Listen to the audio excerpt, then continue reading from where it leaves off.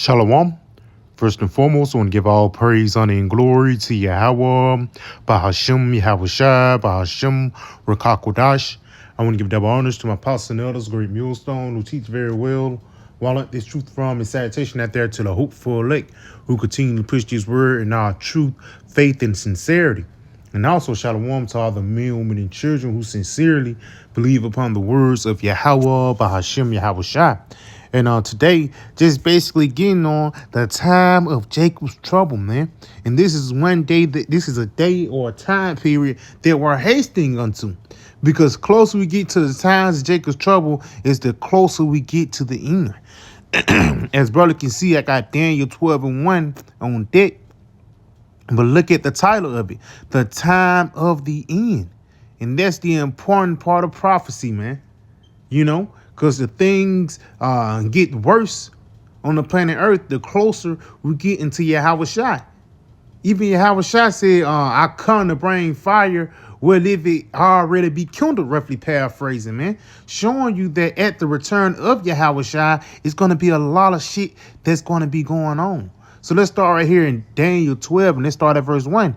It says, and at that time shall Michael stand up, the great prince, which standeth for the children of thy people, and there shall be a time of trouble, such as never was since there was a nation, even to that same time. Showing you that the times that we're coming to is times like never before. Beautiful, but yet dangerous times. It's going to outweigh 70 AD. It's going to outweigh the times of slavery, you know. It's even going to outweigh the times and deliverance we had in Egypt. Let's go ahead and continue on.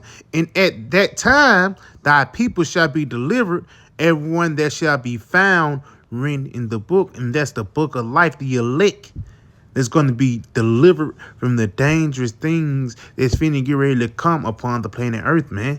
Because again, things are going to get worse and worse as we get close unto the end. It's no coincidence that famines, or what they call it, food insecurity, these words are not being thrown around for no reason. Wars and rumors of wars, all these things is showing you the end sign in the return of our Lord Yahweh Shai. Matter of fact, let's go right here to Matthew 24 and verse 3.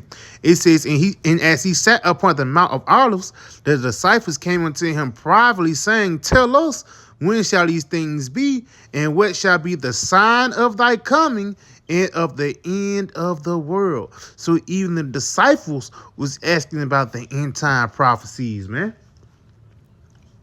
Because that time, when Yahweh Shai and the 12 disciples on the scene, that wasn't the correct time for everything to be fulfilled. You know, for lack of better words, Revelation 13 and 16 wasn't even written in, you know. Even the scripture in Isaiah, the 9th chapter, around the 5th verse, how this war is going to be with weapons and burning fuel of fire, that wouldn't have made sense 2,000 years ago. But you fast forward to 2024, it makes more sense in all the world. Let's continue on. It says, and Yahweh shall answer and said unto them, take heed that no man deceive you, for many shall come in my name, saying, I am a Mashiach, or I am the anointed, and shall deceive many. And we can see that in plenty of ways, whether it be guys like T.D. Jakes, or guys that's really claiming to be the Messiah, or his only begotten son, man. Let's go ahead and continue on.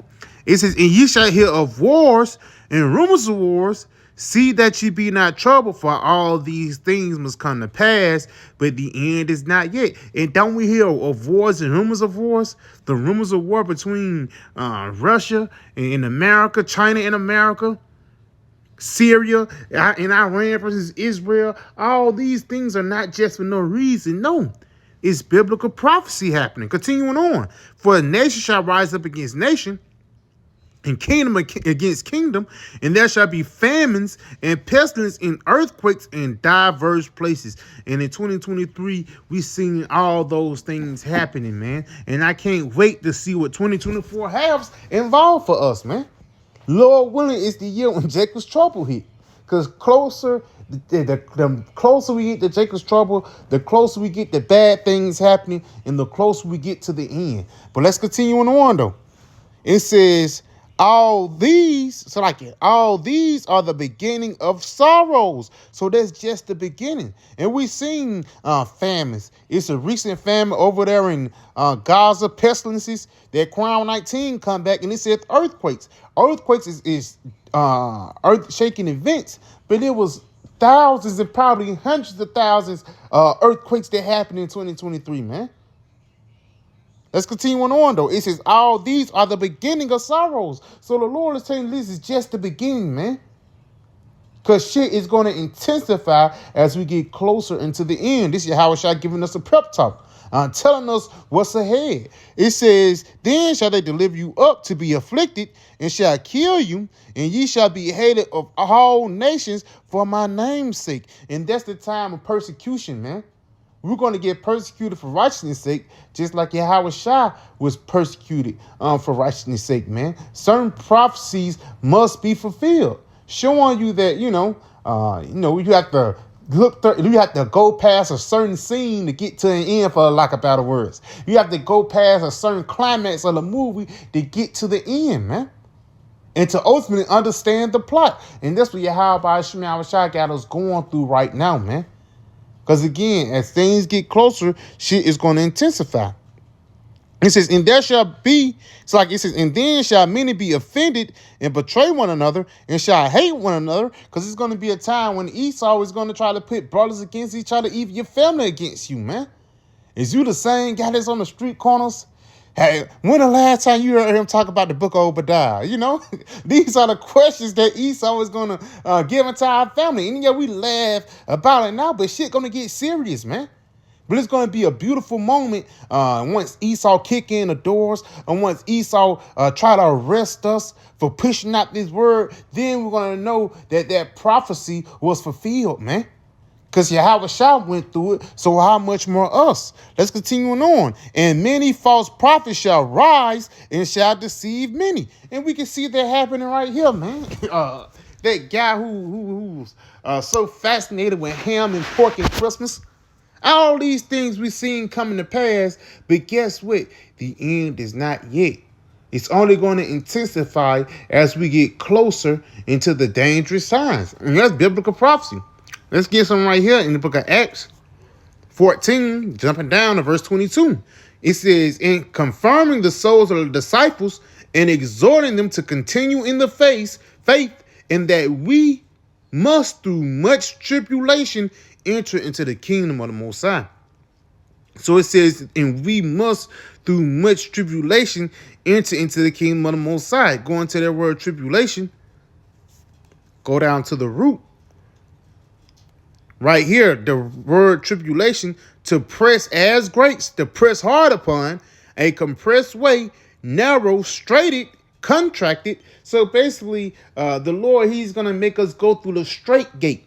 Continuing on, to trouble, afflict, distress. And these are the times that we're going to have to go through in order to receive the kingdom. Matter of fact, let's go right here in the book of 2nd Ezra, the 7th chapter. Because it's not like the kingdom is going to come with a cakewalk. One thing that a lot of these Israelite camps don't warn you about is the dangerous road ahead,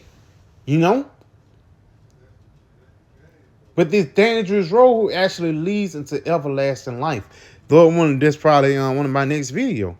This is the book of 2nd Ezra 7, and I'm going to start at verse...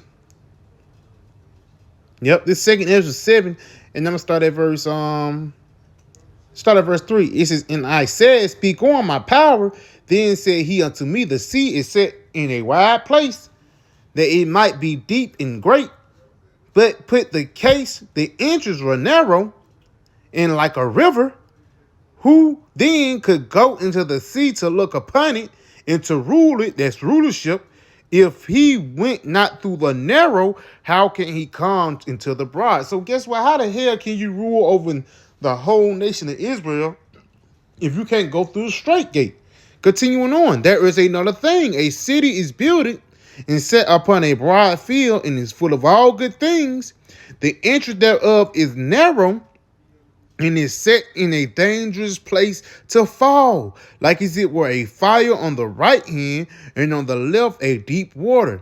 And one only path between them both, even between the fire and water, so small that there could but one man go there at once, showing you that there's order. But it also shows you that through that order, everybody's going to catch hell. It's not like, you got a hell that specifically you're catching just for you. But for lack of better words, it's not like you catch a hell and another brother not.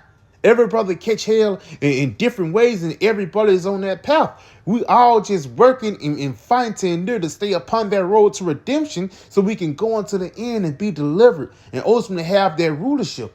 Like it says, how can't you go through the narrow, the hell you going through? And how can you, if you can't go through the narrow, how can you receive the bride? Roughly paraphrasing, like I just read. Continuing on though.